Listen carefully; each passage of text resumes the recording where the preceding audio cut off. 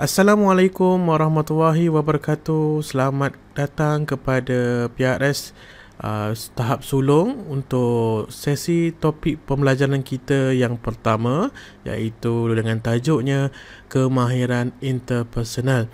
Okey, pada pembelajaran pada hari ini anda semua akan didedahkan dengan lebih lanjut lagi tentang apakah itu kemahiran interpersonal serta bagaimana kemahiran ini boleh digunakan untuk menambah baikkan lagi kemahiran anda sebagai seorang PRS di sekolah.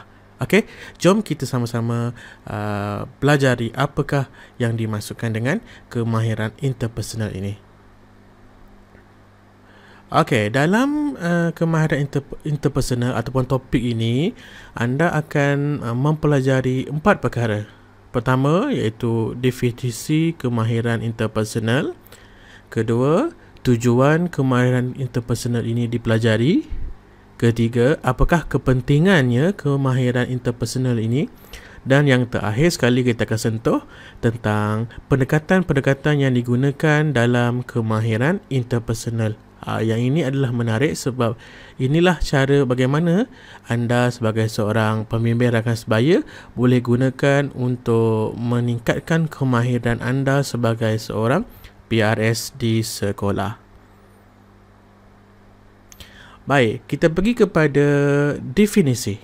Okay, so seperti yang anda semua sedang lihat sekarang ini, definisi kemahiran interpersonal adalah bermaksud kebolehan untuk memahami orang lain dan menggunakan kebolehan ini dalam berinteraksi, bekerjasama, membimbing dan menguruskan komunikasi. Okey, cuba anda lihat keyword-keyword yang dimerahkan tersebut. Okey, keyword yang pertama adalah memahami orang lain. Apa maksudnya? Maksudnya apabila kita sebut pasal kemahiran interpersonal, bermaksud adalah kita mestilah boleh memahami orang lain. Yang mana dengan memahami orang lain itu, kita boleh gunakan untuk berinteraksi, bercakap, berkomunikasi, bekerjasama, membimbing orang tersebut serta nak menguruskan komunikasi. Selalunya bila kita sebut pasal kemahiran interpersonal ni adalah berkaitan dengan proses perkongsian maklumat antara dua individu yang terlibat lah. Dan selalunya ia akan melibatkan untuk memahami perasaan, tabiat serta hasrat orang lain. Secara tak langsung juga, dengan adanya kemahiran ini, kita ataupun anda dapat berinteraksi dengan mudah dan boleh bekerjasama dengan orang lain secara praktikal untuk menghasilkan sesuatu yang berfaedah dan dapat memberikan motivasi kepada orang lain. Jadi kemahiran interpersonal ini sangat penting supaya anda boleh menggunakan kemahiran ini untuk lebih memahami seseorang tersebut. Anda boleh faham dengan lebih lanjut lagi tentang rakan anda yang ingin anda bimbing itu. Sebab itu, kemahiran ini kita ajar dalam modul tahap sulung. Okey, jadi apakah antara contoh-contoh ataupun jenis-jenis kemahiran interpersonal ni sebenarnya? Antaranya adalah contoh adalah keupayaan menerima perasaan dan idea. Apa maksudnya keupayaan menerima perasaan dan idea ni? Maknanya kita boleh tahu perasaan orang tu macam mana. Dan kita boleh faham idea orang tu macam mana. Bagus ke tak bagus. Itu maksudnya. Okey. Lagi dalam kemahiran interpersonal ni, anda berkemahiran untuk bertanya soalan. Maksudnya bila orang bercakap ataupun orang berkomunikasi dengan anda tahu soalan yang betul untuk ditanya kepada orang tersebut.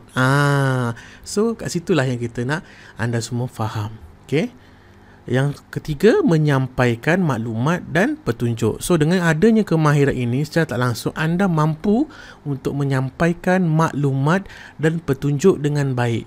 Kedua-dua pihak akan lebih faham dengan perkara yang sedang dibincangkan. Dan juga akhir sekali, contohnya adalah kemahiran komunikasi. So saya rasa anda semua dah belajar betul masa di tahap bongsu dan muda. Kemahiran komunikasi ini telah pun diajar dengan lebih detail lagi. Jadi anda sepatutnya sudah lebih faham bagaimana cara komunikasi yang lebih berkesan untuk membantu rakan anda sebenarnya.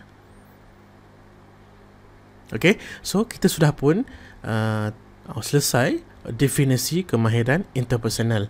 Okay, jadi sekarang ni kita masuk kepada tujuan kenapa kemahiran interpersonal itu perlu kita pelajari sebenarnya. Okay, tujuan kenapa pentingnya kemahiran interpersonal ni untuk kita pelajari adalah pertamanya, secara tak langsung dapat melengkapkan diri kita dengan teknik-teknik komunikasi yang berkesan. Sebab apa? Sebab dengan adanya teknik-teknik komunikasi yang berkesan, kita dapat memainkan peranan yang aktif dalam kehidupan orang lain.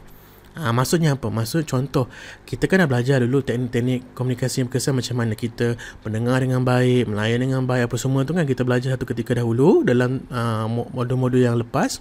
So kita gunakan teknik-teknik komunikasi tersebut untuk peranan yang lebih aktif dalam orang lain. So maksudnya kalau orang lain datang jumpa kita, dapatkan perkhidmatan kita, mana kita boleh, kita tahu cara yang terbaik untuk kita membantu dia.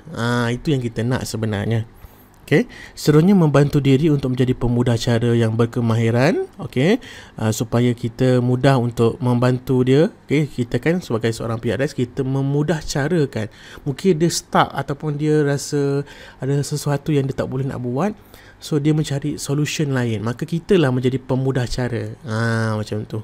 Okay, membantu diri memperoleh kuasa memujuk atau mempengaruhi bagi mendorong perubahan tingkah laku ke arah lebih positif. Apa maksud kuasa memujuk atau mempengaruhi ni? Sebenarnya bila sebut kuasa memujuk ni, bukan kita nak pujuk dia, tak. Tapi kita maksudnya kita punya target adalah kita nak bantu dia keluar daripada isu dia, betul? Sebagai contohnya, dia ada masalah yang negatif, dia nak berubah jadi yang lebih baik. So daripada negatif kepada positif, maka kita gunakan kuasa memujuk yang kita belajar ni daripada skill-skill komunikasi yang kita dah belajar dulu, untuk kita pujuk dia ke arah yang lebih baik lagi dengan memberikan pelbagai cadangan. Itu yang dimasukkan dengan kuasa memujuk, dan kita boleh mempengaruhi dia dengan cara yang positif. Macam tu. Okay. Membantu diri menggunakan pendekatan mesra rakan. Okay. Dan juga akhir sekali membantu untuk membina hubungan yang berkesan dan mengembangkan segala kebolehan diri rakan yang lain walaupun pada kadar yang minimum. So bila kita belajar pasal kemahiran interpersonal ni, kita sebenarnya nak bantu untuk membina hubungan yang lebih berkesan antara kawan-kawan kita. Okay? Dan secara tak langsung, kita juga berperanan untuk mengembangkan kebolehan yang ada pada diri kawan kita walaupun dalam kadar yang minimum. Sebagai contoh, kita dia pandai menyanyi, kita sekadar kata, oh baguslah, suara sedap, tahniah, itu je pun sebenarnya kita dah membantu mengembangkan kebolehan diri kawan kita. Itu pun sudah dikira sebagai salah satu kemahiran interpersonal yang kita boleh terapkan dalam diri kita kepada orang lain. Okay. Baik, so kita pun sudah pun orang kata cover tajuk tujuan kemahiran interpersonal tersebut. Dan sekarang ni kita nak lihat apakah kepentingan kemahiran interpersonal ni sebenarnya. Apa yang penting sangat sebenarnya kemahiran interpersonal ni? Okay, so antara kepentingan kemahiran interpersonal adalah kita nak melahirkan persefahaman yang baik antara satu sama lain.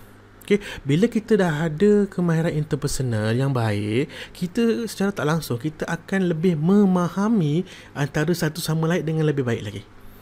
Pernah tak berlaku yang mana kawan kita cakap something, kita tak faham, dan kawan kita tu pun tak faham juga.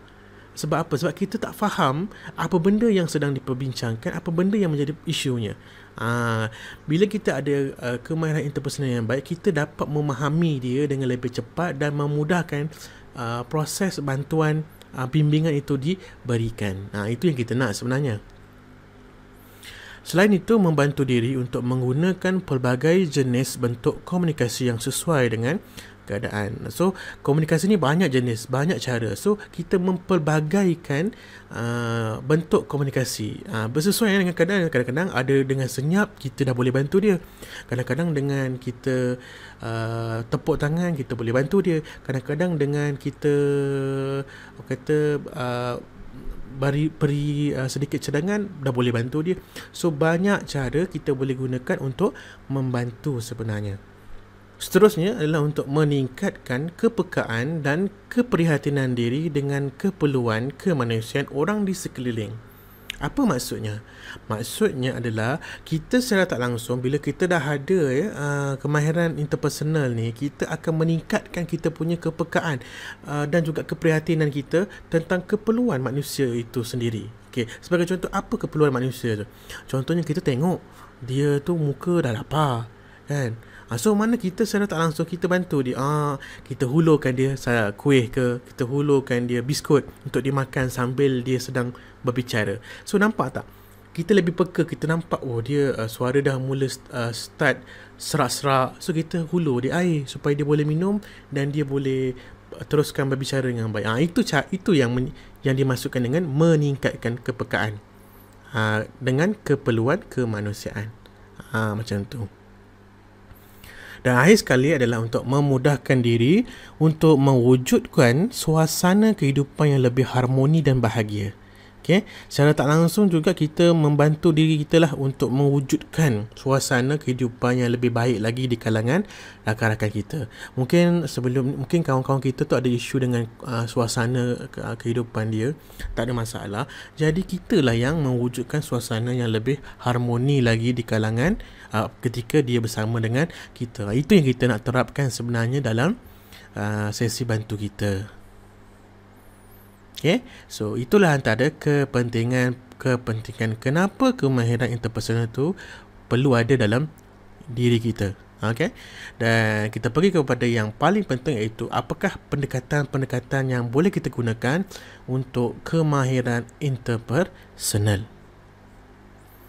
Okay, ada satu soalan saya nak tanya kepada anda semua. Anda boleh jawab dalam hati ataupun jawablah macam mana pun. Okay. Bagaimana cara PRS di sekolah boleh bantu dan bimbing rakan-rakan untuk mempelajari kemahiran interpersonal dengan baik? Soalan ini sangat baik pada pandangan saya sebab kita sebagai PRS, kita peranan kita adalah untuk membantu kawan kita supaya jadi lebih baik lagi. So antaranya adalah kita dengan menerapkan kemahiran interpersonal kepada mereka. So bagaimana caranya sebenarnya?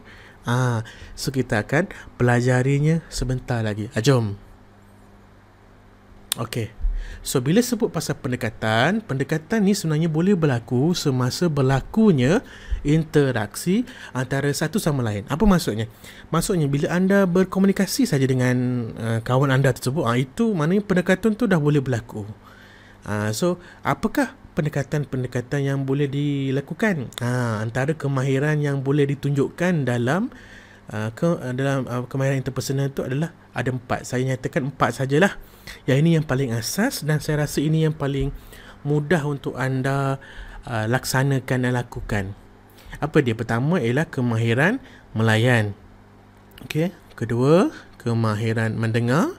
Ketiga, kemahiran komunikasi secara lisan. Dan yang keempat adalah kemahiran komunikasi tanpa lisan. Apa yang dimasukkan dengan keempat-empat ni? Okey, jom kita masuk penerangan yang lebih lanjut. Baik, kemahiran melayan. Kalau kita baca perkataan melayan tu, kita dah tahu dah apa benda ni, kan? Betul tak?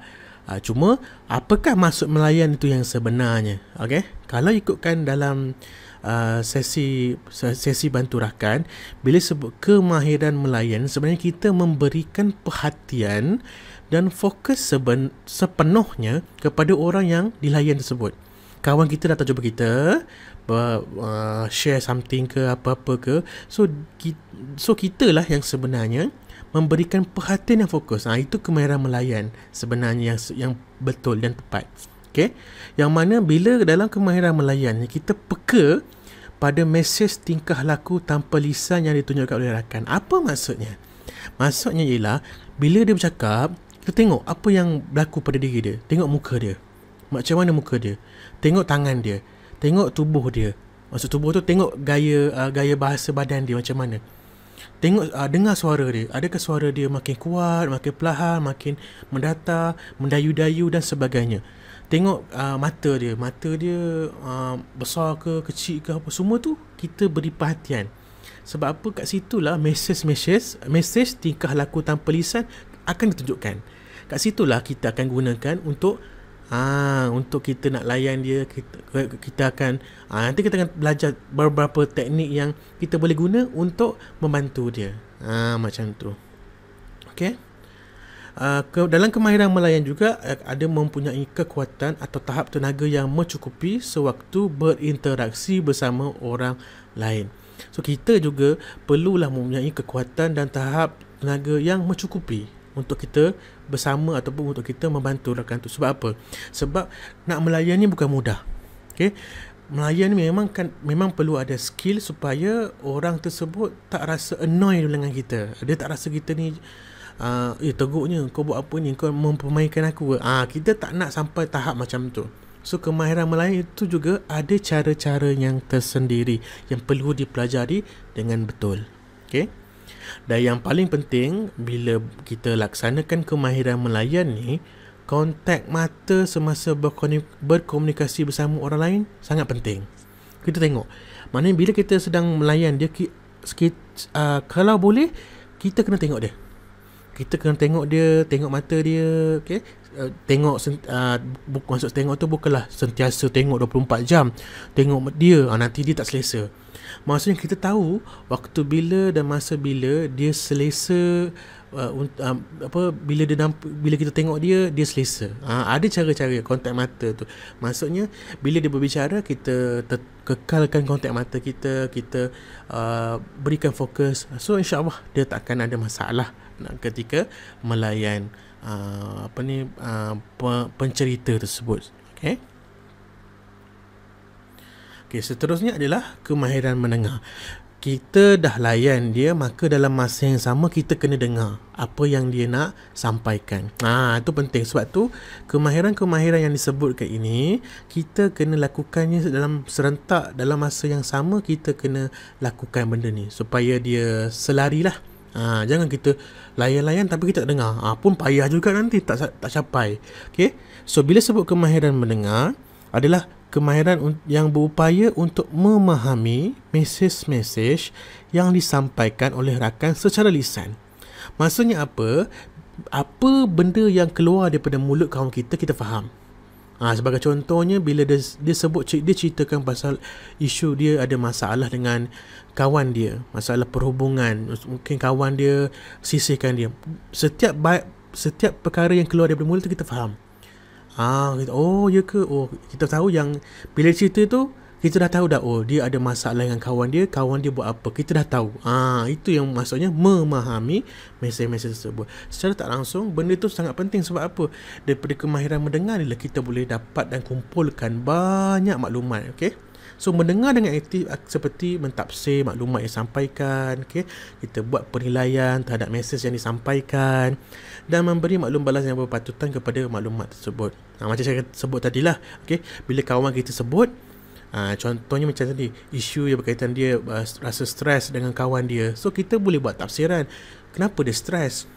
Kita buat penilaian, dia stres sebab dia tak suka kawan dia buat macam ni, sebagai contoh. So benda-benda lah kita dengar daripada mulut kawan kita tersebut. Sebab tu penting. So daripada teknik mendengar ni, kita kena relate juga dengan teknik melayan tadi supaya dia selari. So dekat situ lah kita boleh tahu macam mana nak melayan, dan sama ada dia akan cerita dengan lebih lanjut lagi ataupun dia hanya cerita separuh-separuh saja. Bergantung kepada kemahiran-kemahiran tadi. Baik, seterusnya ialah kemahiran komunikasi secara lisan. Dalam kemahiran komunikasi secara lisan ni, ia merangkumi beberapa teknik. Okay, dalam teknik yang saya nak ajar kepada kamu ni ada 6 teknik yang mana dengan menggunakan kemahiran komunikasi secara lisan ialah bagaimana anda sebagai PRS berinteraksi dengan dia. Itu maksud dia. Maksudnya Kalau tadi kita cerita pasal kemahiran melayan.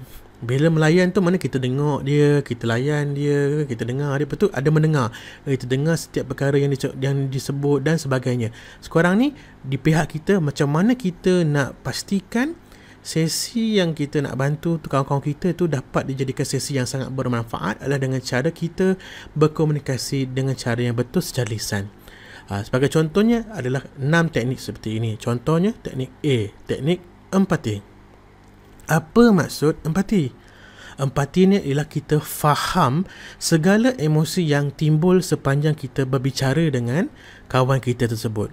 Sebagai contoh, dia rasa, aku rasa tak puas hatilah dengan benda ni. Kenapalah dia buat aku macam ni? Kenapalah itulah inilah semua. Kita tafsir, fahamkan emosi tu.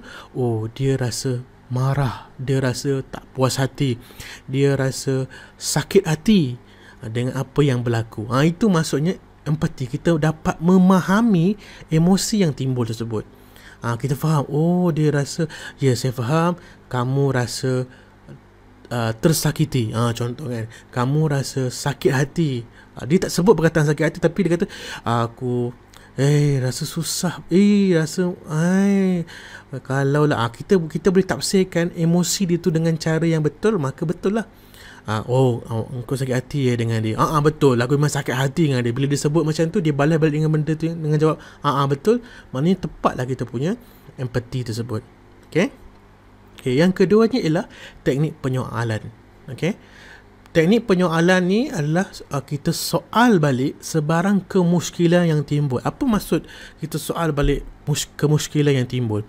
Sebagai contoh, kita tak faham apa yang dimaksudkan. Sebagai contoh, dia kata, saya rasa berat sangat dengan apa yang berlaku pada hari ini. Saya tak boleh terima. Dan kamu tak faham apa yang dimaksudkan dengan berat tu. Kamu boleh tanya dengan dia balik. Boleh saya tahu berat tu apa yang kamu maksudkan dengan berat? Oh, saya masukkan dengan berat kerana saya rasa banyak sangat bebanan yang saya hadapi. So maknanya bila kita soal kemuskilan yang timbul itu, kita akan lebih dapat banyak informasi daripada kawan kita tersebut, daripada kita biarkan saja. Kamu ingat berat tu ialah barang. Tak, tapi mungkin berat tu sebenarnya adalah emosi dia, rasa bebanan yang dia sedang hadapi dan sebagainya. Itu yang kita nyatakan dengan teknik penyoalan. Soal sebarang kemuskilan yang timbul, yang kamu rasa muskil lah. Tapi kalau memang kamu dah tahu apa yang dia maksudkan, jangan disoal. Okay, macam saya lapar, apa tu kata, lapar ke? Itu susah lah. So mungkin orang kata, saya rasa segan untuk buat benda ni. Apa yang awak maksudkan dengan segan tu? Segan yang macam mana? Nak dapatkan orang kata kepastian yang lebih kan. Mungkin pada dia, segan yang dia maksudkan adalah segan nak bercakap. Mungkin kalau orang lain pula bila tafsir segan ni, segan nak buat. So ada banyak perkara yang perlu dijelaskan. So kamu kena jelas lah sebelum kamu nak bantu dia, betul? Okay. So teknik yang ketiga, C, teknik konfrontasi. Okay. Selalunya teknik konfrontasi ni kita akan gunakan bila kamu dan klien tu ataupun dengan kawan kamu tu dah rapat, ataupun memang kamu kenal dia. Kalau dia macam baru first time jumpa, mungkin kamu takkan gunakan lagi teknik konfrontasi ni. Sebab apa? Bila ada teknik konfrontasi ni, kamu menyoal balik sebarang pencanggahan isu yang timbul. Apa maksudnya? Contohnya, kawan kamu cakap, aku tak suka betul lah dengan Aisyah ni. Entahlah, aku tak boleh terima perangai dia. Teruk betul. Ada ke patut dia cakap itu, ini, ni. Lepas tu dia cakap, dia cerita, tapi kan aku suka, hari tu aku buat kerja dengan dia okey je, cantik je. Aku tak kisah pun dengan apa yang dia buat. So kita dah nampak ada sebarang pencanggahan. Lepas tu kita akan soal balik, tanya dengan dia, bukankah tadi kamu kata kamu tak suka si Aisyah, tapi kamu kata kamu selesa. Tapi tadi baru je kamu cakap kamu selesa bekerja sama dengan si Aisyah ni. Nampak berlakunya pencanggahan. Dia tak sama. Dia kata tak suka Aisyah, tapi dalam masa sama dia selesa pula dengan bekerja dengan Aisyah. So berlakunya pencanggahan. So dekat situlah kita gunakan isu ini. Kita soal balik, kita nak tahu betul ke sebenarnya, atau hanya sekadar emosi dia ataupun perkara-perkara yang tak sepatutnya. Okey, teknik seterusnya adalah teknik refleksi, yang mana bila sebut teknik refleksi ni kita membuat gambaran terhadap isu yang timbul. Apa maksudnya? Maksudnya sebagai contoh, dia sebutlah pasal yang dia sakit hati apa semua tu lah. So kita membuat gambaran, adakah dalam isu ini kamu sebenarnya merasakan bahawa kamu tidak berpuas hati dengan apa yang berlaku kerana Aisyah hanya sekadar memberikan pesanan kepada orang lain yang kamu rasa kamu patut dapat tahu lebih dahulu. Betul? Betul. So contohnya macam tu. Mana kita buat gambaran saja kepada isu tu. Dengan gambaran tu kita nampak dia lebih jelas lagi. Dengan gambaran dia, benda tu macam tu, itu yang berlaku. So dia akan jadi lebih jelas lagi. Kamu akan jadi lebih faham tentang isu tersebut sebenarnya. Okay. Teknik yang seterusnya ialah teknik interpretasi. Okay. Teknik ini ialah kita membuat tafsiran berdasarkan kepada isu yang berbangkit. Apa maksudnya? Sebagai contoh, dia sebutlah pasal dia mungkin kata aku sakit hati dengan benda-benda tu, aku tak buat hati dengan apa tu. So kita buat tafsiran. Sebenarnya awak tak suka ni sebab awak rasa sakit hati sebab awak tak suka dengan dia daripada dulu lagi kan? Itu kita punya interpretasi kita. Dia katalah tak seronok. Dia mungkin sebut perkataan tak seronok lah, rasa something yang tak rasa lain macam lah bila bersama dengan dia, apa semua-semua tu. So kita buat tafsiran. Sebenarnya awak tak suka dengan dia pada dulu, betul tak? So kita interpret benda tu dengan lebih, kita buat tafsiran isu tersebut. So isu kata sebenarnya isu yang muncul ni bukan sebab kamu rasa stres, tapi sebab kamu tak puas hati dengan kerja yang kamu diberikan, betul tak? Kamu kan stres tak boleh buat, tapi kamu boleh buat, cuma kamu rasa tak puas hati sebab orang lain tak dapat kerja yang banyak seperti kamu, betul tak? Itu kita buat interpretasi macam tu. So itulah kita buat tafsiran kepada isu yang berbangkit. So secara tak langsung kita faham lah, rupanya sebenarnya itulah punca dia. Bukan sebab dia rasa stres sangat, sebenarnya dia rasa tak puas hati. Itu maksudnya macam tu. Okay. Dan yang terakhir sekali, teknik merumus. Okay, kita buat ringkasan tentang isu yang dibincangkan. Mana apa yang dibincangkan tadi kan, dia sebut itu ini, kita rumuskan balik, kita buat ringkasan. Okay, so apa yang saya faham daripada apa yang awak cerita tadi, sebenarnya awak rasa tertekan sebab banyak sangat kerja yang diberikan. Okay, yang mana kamu lihat si Tipah dia tak dapat kerja yang banyak. So kamu rasa hairan, kenapa Tipah tak dapat banyak kerja. Tapi sebenarnya kamu okey je, tak ada masalah kan, betul tak? Dan yang saya perasan tadi, sebenarnya kamu tak puas hati sebab apa? Banyak sangat kerja yang diberikan kepada kamu, tapi kamu sebenarnya boleh buat benda semua tu, tapi kamu rasa tak puas hati sebab Tipah tak diberikan kerja yang banyak, sama banyak macam kamu. Itu je sebenarnya, betul tak? So kita pun merumuskan balik segala isu yang diberikan yang berlangsung, ataupun segala perkara yang telah dinyatakan oleh oleh kawan kamu tadi. So kamu rumuskan balik supaya dia maklumlah bahawa sebenarnya memang kamu mendengar. Sebab tu pentingnya tadi kemahiran melayan, kemahiran mendengar, sebab kamu boleh gunakan kedua-dua kamera ini dalam kemahiran komunikasi kamu.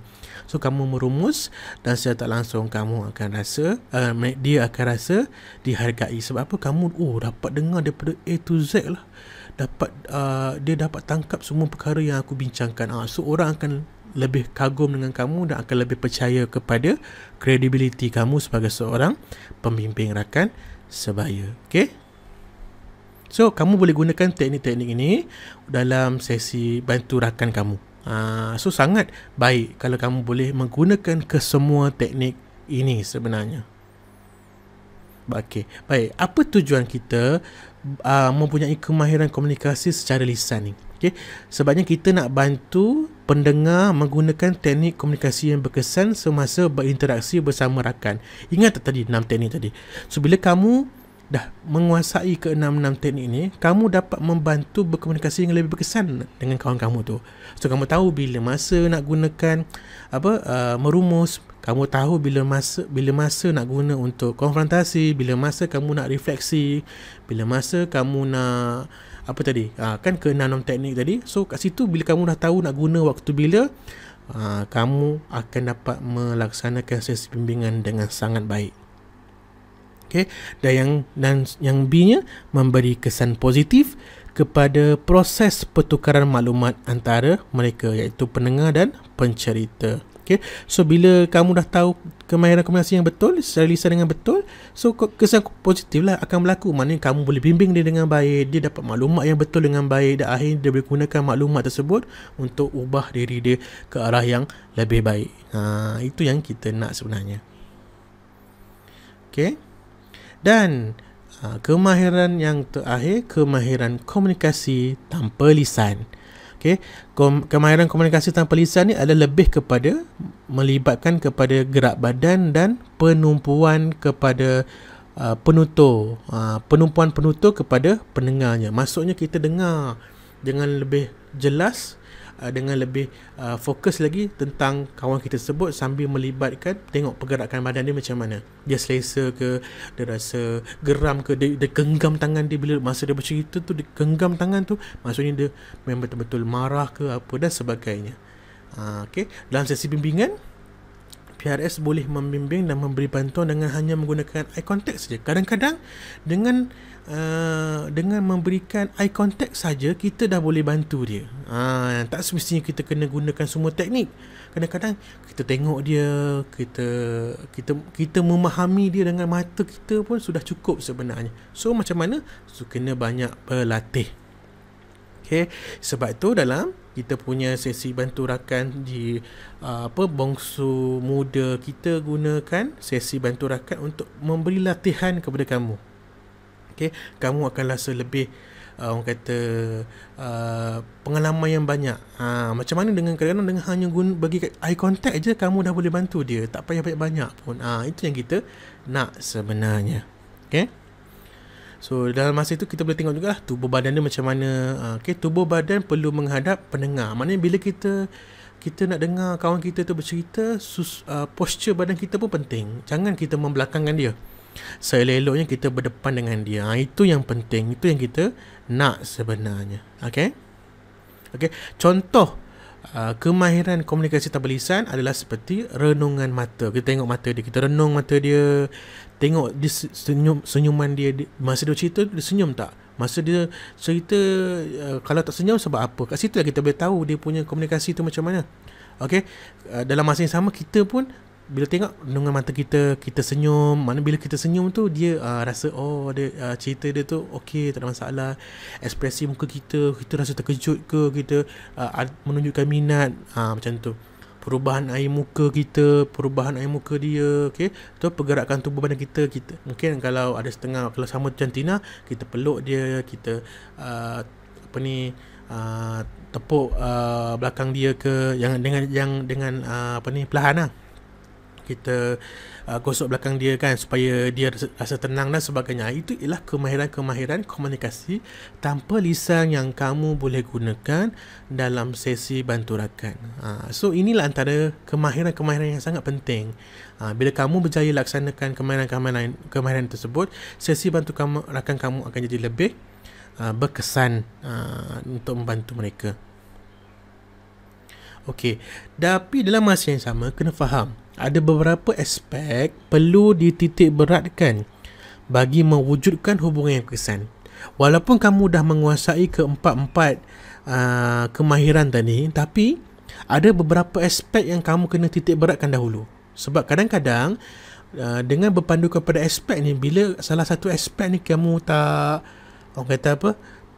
guna dengan betul, ataupun ada bermasalah, kadang-kadang dia tak berkesan. Tu yang jadi tak berkesan tu bila kita nak bantu dia. So apakah dia? So antaranya adalah pertamanya kita tengok keprihatinan kita, keadaan sekeliling macam mana. Kita prihatin tak dengan keadaan sekeliling dia? Kita duduk kat mana? Kita tengok baju, kita tengok pakaian dia pada ketika itu macam mana? Okey tak okey? Ataupun dia masa dia bercerita, dia mungkin cerita benda tu dalam keadaan yang macam mana. So kita prihatin dalam keadaan diri dia. Itu sangat penting. Okay. Kedua, kemesraan kita. Tengok kita ni mesra ke tidak masa menerima kehadiran dia. Salah satu masalah kenapa orang tak nak berhubung dengan PRS adalah kerana kita ni nampak kurang mesra. Bila kawan-kawan datang je, kita banyak macam mempertikaikan, macam memperbodohkan dia. Macam orang kata apa, banyak yang alah benda senang macam ni pun takkan tak boleh nak handle. Ayat-ayat macam tu akan menyebabkan orang tak nak dengan kita lagi. Tunjukkan kemesraan kita terima. Oh ya ke tak? Apa tak apa, dah makan belum? Apa kita tanya benda-benda yang simple-simple je sebelum kita mulakan sesi bantu kita. Yang ketiga adalah keikhlasan. Ikhlas tak kita sebenarnya dalam kita nak membantu dia ni? Ikhlas tak ke kita nak bimbing dia ni? Ikhlas tak? Kalau kadang-kadang jenis yang tak ikhlas, dah kebetulan waktu PRS kan, memang dah pakai baju, contohnya pakai baju purple, kebetulan baju purple, lepas tu dah orang lain tak sudi, kamu pun terpaksa terima, dengar je lah apa dia cakap. Sebab apa? Sebab dia PRS. So rasa ikhlas tu tak hadir. So selalu bila ikhlas tu tak ada, susah kita nak bantu kawan kita tersebut. Okay. Seterusnya aspeknya adalah sama ada kita ni sebenarnya mengambil berat atau tidak. Apa maksud mengambil berat? Maksud mengambil berat tu, adakah kita melihat isu dia tu betul-betul sebagai isu yang boleh mengganggu dia, ataupun kita hanya sekadar inilah macam saya kata tadi, alah benda tu simple, tak payah risau lah, benda tu boleh kita selesaikan, alah benda simple macam ni takkan kau tak boleh nak fikir ke. Benda-benda macam tu menyebabkan orang turn off ataupun rasa tak guna aku cerita benda ni kepada dia lagi. Sebab kita tak ambil berat setiap isu yang dinyatakan tu dengan bersungguh-sungguh. Kita sambil lewa je. Itu yang jadi masalah tu kepada PRS sekarang ni. Anggap dia je yang ada masalah, tapi orang lain tak ada masalah pun susah juga macam tu. Okay? Dan yang paling penting adalah sama ada kita boleh menerima dia atau tidak. Kadang-kadang kawan-kawan kita ni dia ada masalah, dia nak cari orang nak luahkan perasaan, sebabnya dia takut dia tak boleh terima. Dia tak boleh nak terima isu yang berlaku pada diri dia. So dia mencari orang lain. So kita sebagai seorang PRS, maka kita kena menerima tanpa syarat. Okay? Itu ada dalam etika, betul tak? Kita pun menerima kawan kita tu tanpa syarat. Dengan tanpa syarat itu, maka jangan sebab dia kaya miskin, dia besar kecil, dia cantik ke dia tak cantik, kita memilih. Tak, kita terima je walaupun siapa dia. Okay? Kalau tak boleh terima sebab isunya terlalu berat, baru kita rujuk kepada kaunselor. Kalau sekadar isu-isu yang boleh kita hadapi, kita bantu dia selagi yang boleh, kita terima dia dengan hati yang terbuka. Barulah orang lihat PRS ni antara organisasi yang terbaik sebenarnya. Okay, so kita sudah pun cover keempat subtopik dalam kemahiran interpersonal. Jadi saya sangat mengharapkan dengan perkongsian yang telah pun diberikan tadi, anda semua dapat belajar dengan lebih baik lagi tentang kemahiran interpersonal, yang mana gunakan kemahiran interpersonal ini untuk membantu meningkatkan lagi kemahiran anda sebagai seorang PRS, dan secara tak langsung dapat menjadikan pemimpin rakan sebaik di sekolah berfungsi dengan lebih baik lagi. So itu sahaja daripada saya. Sekian, terima kasih. Jumpa lagi dalam slot topik yang seterusnya. Terima kasih.